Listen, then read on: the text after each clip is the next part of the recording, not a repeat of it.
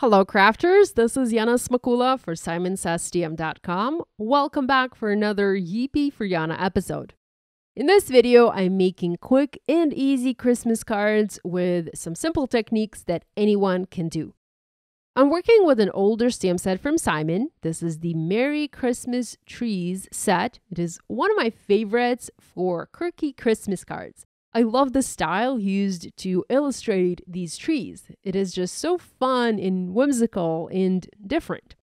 I started working on my cards by heat embossing every single image from this set in white embossing powder on Simon's STM green apple cardstock. I'm using the Mini Misty stamping tool here, and I have my cardstock panel placed inside the Misty. I treated it with an anti-static powder tool. You need to do that if you plan to do any heat embossing, as this will help you keep your embossing nice and neat, and it will eliminate those greasy fingerprints. Next, I ink the images with clear embossing ink, and I stamp them onto the panel. I used Hero Art's detail white embossing powder and covered my panel with the white powder. I want to have the green trees with a white outline. The white outline here will help create the illusion of snow, and I just feel like it is a better fit for a Christmas card. I used my heat tool and I heat set the powder to melt it. You have quite a lot of images in this set, and I embossed every single one of them as I wanted to have a good selection of trees when putting my cards together.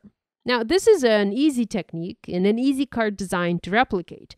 If you need to create multiple cards, it is not hard to heat emboss a bunch of trees. You can just pre-cut several panels and heat emboss the trees onto multiple panels at once to have a bunch of trees to make a bunch of cards. Next, I used the coordinating dies and I cut all of these trees out. The trees will create the focal point on my cards. Next, I thought about a background.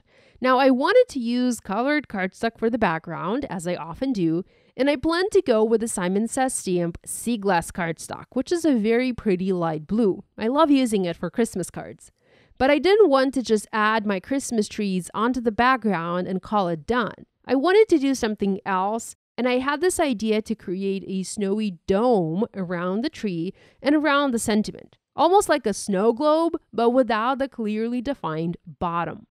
Now, I didn't have the exact dome snow stencil in my stash, but I did have some other supplies that I knew I could use or adapt to execute my idea. First, I looked for a dome-shaped object in my stash, and I found this glimmer plate from Spellbinders. The shape was perfect for what I had in mind, so I used that. If you don't have this shape, or if you don't have a similar shape that you can just use a circle shape. We all have a circle in our stash. If you don't have a circle something, just go into the kitchen and grab a cup and use that. Then you need to trace the top half of the circle, draw vertical lines from the top going down, and then add a horizontal line at the bottom to complete the dome shape. It's super easy. And it doesn't have to be perfect. It's not going to be on our finished card. Now, what this is going to be, it is going to be a mask. So I traced this onto printer paper, so thin paper. Next, I used scissors and I cut my shape out, making sure to keep the outline shape intact. Again, we don't need perfection. We just need a simple mask with a dome shape. For my next step, I used a sheet of sea glass cardstock and I cut it into 4 panels that measure 4 1/4 by 5.5 inches. I heat embossed a sentiment in white embossing powder onto each panel. The sentiments come from the Christmas Blessings stamp set from Simon Says Stamp. I love the font used for these messages, and I also love the combination of different fonts. We have the main word in a script font and then additional wording done in a regular font. Now, the sentiment sort of works as the bottom for our dome. It completes or helps us complete the dome shape. So now that I have my background panels and I have my makeshift masks, we can go ahead and work on the background. So just place the mask onto the background, center it as much as possible, and tape it in place. Now, if you use the printer paper, it makes it very easy to center your panel behind the mask, as the printer paper is thin and somewhat see-through, so you can see through that paper to align the cardstock panel behind it. Next, I have my snow stencil. This is the falling snow stencil from Simon Says Stamp. You can use any similar stencil you have in your stash. I love this particular stencil because of how these snow dots are cascading here. So we have a lot of dots clustered at the top and then fewer and fewer dots as we move down to the bottom of this stencil.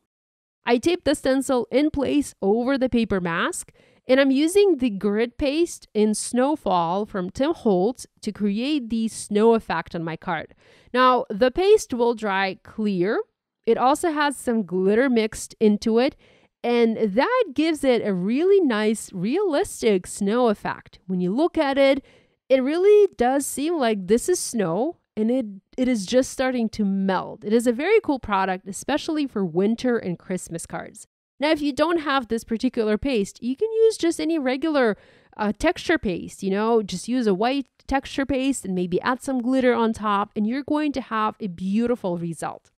As I remove the stencil from my paper mask, you can see how beautiful this looks.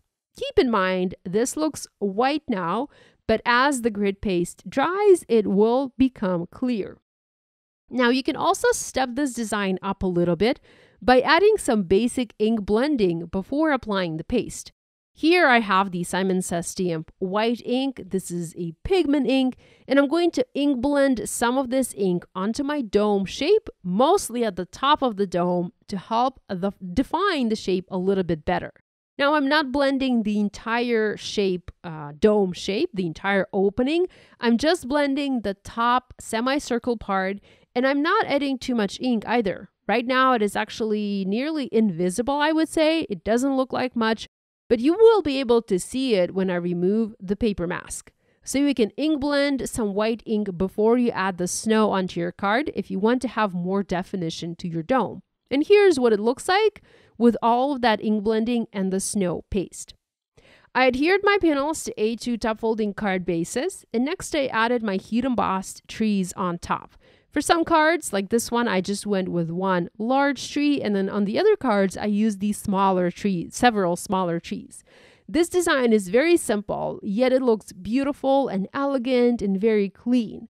For this card, where I didn't do any ink blending, I also added white dots using a Jelly Roll white pen.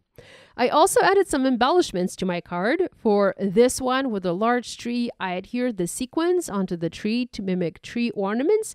And for the other cards, I used Spellbinder's gems in opal to create the look of the little ornaments on the tree. Gems are smaller than the sequins, so I used gems for these smaller tree shapes. If you make a card inspired by this video, we'd love it if you shared your project online and tagged us on social media. We always enjoy seeing what you make. Thanks so much for joining me today. Love you guys, and I'll see you next time.